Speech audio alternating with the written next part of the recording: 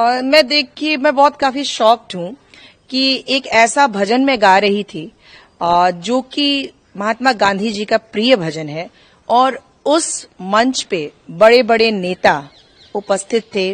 माननीय अश्विनी चौबे जी जो इस प्रोग्राम के ऑर्गेनाइजर थे, साथ ही साथ CP Thakur ji, deputy CM Vijay Kumar Sinha ji, Sanjay Paswan ji, Shahnawaz Hussain साहब जैसे लोग वहां उपस्थित थे। और कुछ लोगों ने हल्ला किया। उस टाइम तो हमें पता नहीं था कि कौन लोग हैं, लेकिन अभी पता चल गया है कि कौन लोग थे। वो एक हिंदू पुत्र संगठन है, उसके अध्यक्ष हैं नागेश सम्राट। तो इन लोगों का ग्रुप था ये हिंदू पुत्र संगठन। इन लोगों ने ही शोर मचाना शुरू किया जब ये लाइन आई कि ईश्वर अल्लाह तेरो नाम।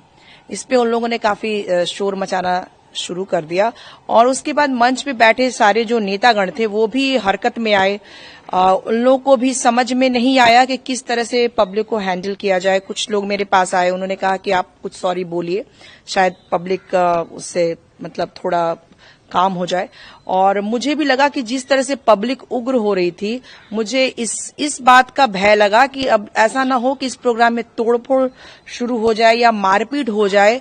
इसलिए और अश्विनी चौबे जी ने मुझे एक सम्मान के लिए वहां बुलाया था, अटल विशिष्ट सम्मान, जो कि मैंने जस्ट उस भजन गाने से पहले वो मुझे डिप्टी सीएम साहब ने मुझे दिया था।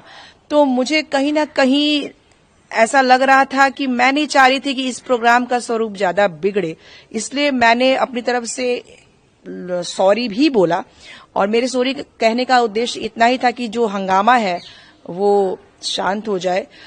लेकिन मैं अभी इस बात को, जो मैंने सारी बातें देखी, उसमें मुझे लगता है कि जो इतने बड़े दिग्गज नेता गण वहां उपस्थित थे, उनकी उपस्थिति में इस तरह की हरकत कुछ लोगों ने की है, तो इस पे कड़ी से कड़ी कार्रवाई करनी चाहिए। कि ये कैसे हो सकता है कि ये भजन जिसको महात्मा गांधी जी ने पास किया हो, ऐसा भजन जो हर पॉलिटिकल प्रोग्रामों में लोग इसको गाते हैं, सुने जाते हैं, उस पे कुछ लोग आपत्ति करें, तो उस पे जो है कड़ी से कड़ी कार्रवाई करनी चाहिए।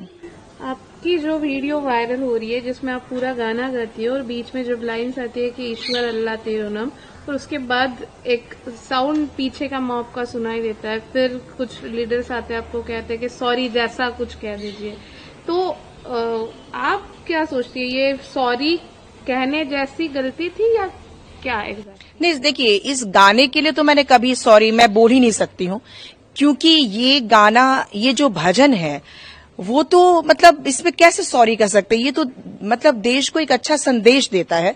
इसके लिए मैंने सॉरी नहीं बोला। मैंने सॉरी इसलिए बोला क्योंकि मुझे ऐसा लग रहा था कि पागलों का झुंड मेरे सामने है, और आपके सामने अगर आप पागल आ जाए तो आप कुछ भी करके उनसे हैंडल करेंगे उसको।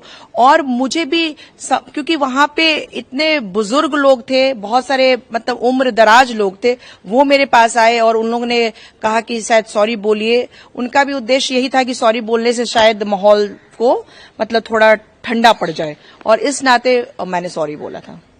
और उस दिन की घटना के बाद ऐसे कुछ है कि आपको कुछ उसका इम्पैक्ट देखने मिला आपके करियर पे या ऐसे कुछ?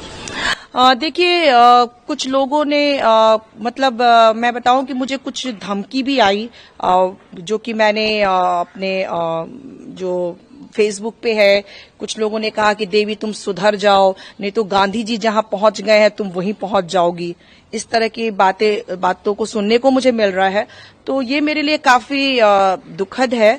और मैं चाहूंगी कि जो हमारे देश के जो बड़े नेता हैं, उनको मतलब ये पूरे देश के लिए शर्मनाक बात है कि एक गायिका जो कि अच्छा गाना गा रही है, और इस कृत्य से एक महिला का भी आप लोग असम्मान कर रहे हैं, और साथ ही साथ महात्मा गांधी जी की आप बेइज्जती कर रहे हैं। अटल बिहारी वाजपेयी जी, जिन्होंने सभी समुदाय के लोगों के साथ वो मिल के चले हैं, उनके साथ उनका भी अपमान है। उनके जन्म दिवस पे इस तरह की ओछी हरकत होना, ये अपने आप में बहुत ही शर्मनाक है।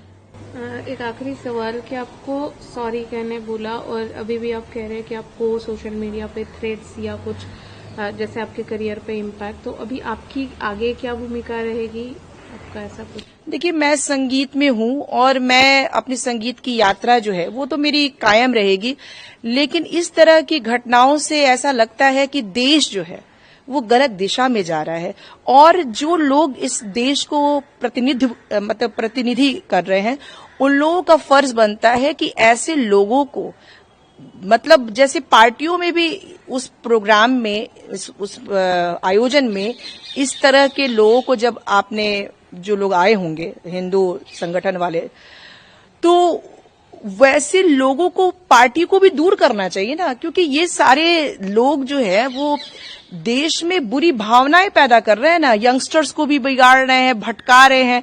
हमारे महात्मा गांधी जी ने कहा, अहिंसा की बात कही। ये बिहार जो है वो गौतम बुद्ध की धरती है, महावीर की धरती है। उस जमाने में उन्होंने अहिंसा का पाठ लोगों को पढ़ाया, और आज ये सब लोग जो हिंसा फैला रहे हैं, जो गलत भावनाएं भर रहे हैं, भेदभाव भर रहे हैं, वैसे लोगों को पार्टी भी ऐसे लोगों पे कार्रवाई करनी चाहिए, और उन लोग, अगर पार्टी में वो लोग जुड़ने की कोशिश करते हैं ऐसे लोग, तो उनको पार्टी से निकाल देना चाहिए।